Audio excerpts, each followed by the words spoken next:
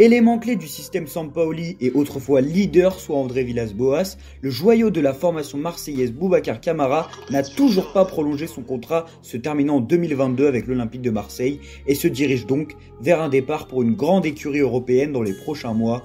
Mais où jouera donc Boubacar Kamara la saison prochaine? C'est la question que nous allons nous poser aujourd'hui dans cette vidéo analyse, chers abonnés de Massilia FC.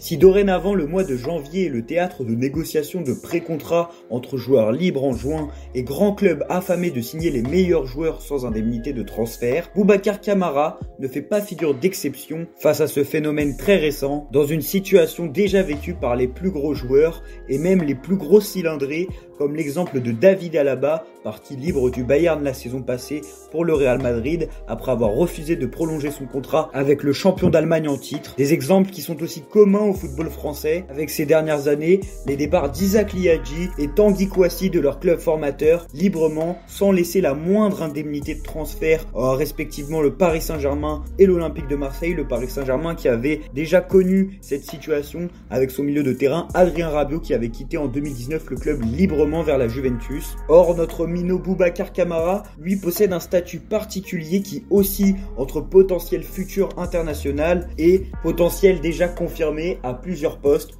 autant en numéro 6 qu'en défense centrale. Et c'est ce qui amène de nombreux clubs à vouloir réaliser une plus-value sportive et financière sur le recrutement du minot marseillais gratuitement, avec des clubs qui ont l'habitude de flairer ces jolis coups comme le Bayern Munich, le Milan AC, Chelsea ou encore la Juventus qui se sont particulièrement illustrés lors de ces dernières saisons dans le recrutement de joueurs libres et performants sans verser la moindre indemnité de transfert.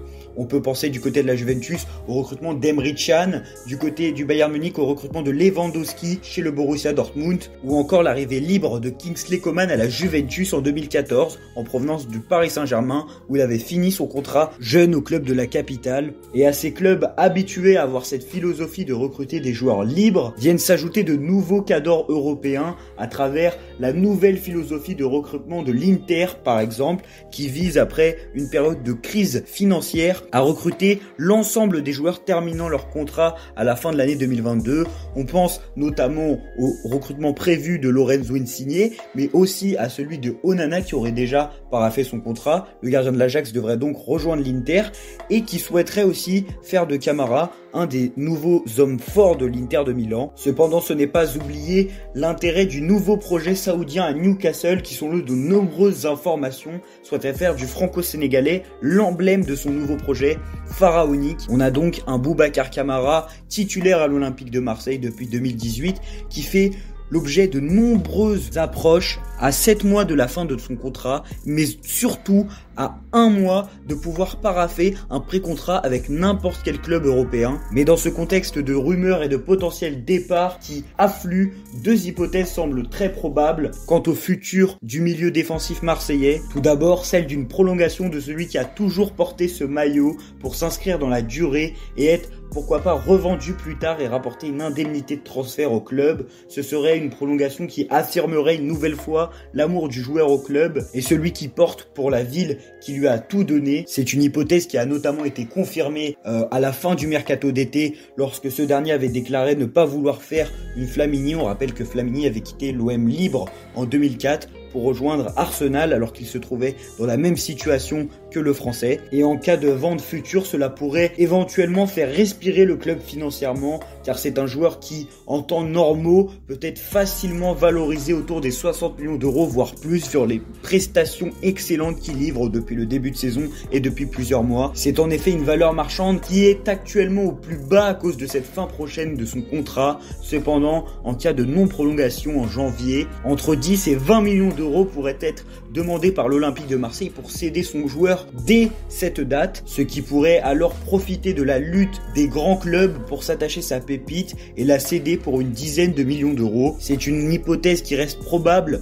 vu l'attachement montré par le minot et le peu de chances de le voir quitter librement le club qui lui a tout donné. Ce serait planter un coup de couteau dans le dos et salir sa réputation auprès de sa ville et auprès de ses supporters de quitter gratuitement ce club qui lui a donné le brassard de capitaine ces derniers mois et dont le président président Pablo Longoria a accepté de le faire jouer, parce qu'on se rappelle que Pablo Longoria avait dit au début de l'année, si Camara ne prolonge pas avant le début de saison, il ne jouera pas et pourra même jouer en réserve. Or, Camara, depuis le match à Montpellier lors de la première journée de Ligue 1, est l'homme fort du système Sampaoli, c'est l'homme fort de l'équipe, c'est le joueur qui joue absolument tout le temps, c'est le titulaire indiscutable, hors blessure, hors suspension, c'est l'homme fort de cet OM. Donc on en vient à la conclusion et à mon avis sur le futur de Boubacar Kamara. Alors selon moi, Boubacar Kamara va certainement prolonger à l'Olympique de Marseille. Pour moi, c'est même sûr, on va voir le Mino prolonger dans les prochains mois.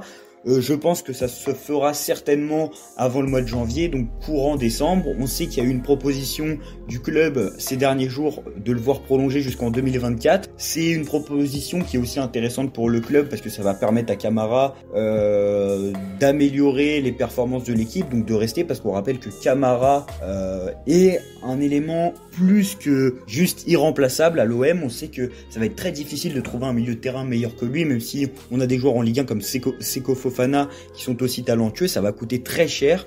Et il est aussi quelqu'un dont l'OM est énormément dépendant. On rappelle que lors des 10 dernières absences de Boubacar Kamara, l'OM ne gagne pas un seul match. Mais ce n'est pas ce qui va empêcher cependant à Kamara de s'épanouir à l'OM, parce que si l'année prochaine l'Olympique de Marseille se qualifie en Ligue des Champions et comme les rumeurs de Romain Molina l'indiquent, le club est vendu. Alors on efface la rumeur saoudienne, on en a parlé hier. Si le club est vendu et que Camara est le joyau du projet, il pourrait alors faire toute sa carrière à l'OM si l'OM lui propose un plan sportif intéressant avec des qualifications récurrentes en Ligue des Champions ou viser le titre. Bah alors ça serait parfait pour lui, à moins que ce dernier souhaite réellement remporter des titres dans d'autres championnats et pense qu'il a le potentiel pour gagner la Ligue des Champions et souhaite surtout s'imposer pour aller à la Coupe du Monde 2022 en s'imposant dès l'année prochaine à Manchester City, à Chelsea ou à l'AC Milan. En tout cas, cela restera un choix difficile à faire pour lui, un choix compliqué parce que s'il rate son choix, il prend peut-être le risque de rater cette Coupe du Monde 2022 s'il s'y impose en équipe de France avant la fin de saison, ou au contraire, cela pourrait lui permettre, en cas de transfert vers un gros club et de bonnes prestations, d'être sûr d'obtenir une place en équipe de France. Donc on balaye l'hypothèse d'un potentiel départ libre parce qu'on voit pas Camara le faire. C'est un joueur qui a porté le brassard, c'est un joueur qui respecte l'institution au détriment de vouloir un plus gros salaire, parce qu'on sait que les négociations avec son agent sont les négociations avec son agent, et lui, Camara, n'a pas envie de la mettre à l'envers au club et à l'institution et à sa ville. Et c'est ce qui ressort de ces dernières infos, c'est que il y a la volonté des deux côtés de continuer l'aventure au moins jusqu'à l'année prochaine. Donc ce qui sort des informations malgré les intérêts des autres clubs. Donc voilà mon avis sur le dossier Boubacar Kamara. C'est le dossier le plus chaud de l'OM. C'est un dossier qui va être déterminant dans l'avenir du projet McCourt et des projets futurs, de l'avenir de l'Olympique de Marseille. On se dit à demain pour traiter d'une nouvelle vidéo, d'un nouveau sujet autour du club et cet avant-match OM-OL dans un choc décisif au Parc OL entre Olympiens et Lyonnais. On se dit donc à demain. N'oubliez pas de liker la vidéo, de la partager et de nous suivre sur notre compte Insta, et allez l'OM.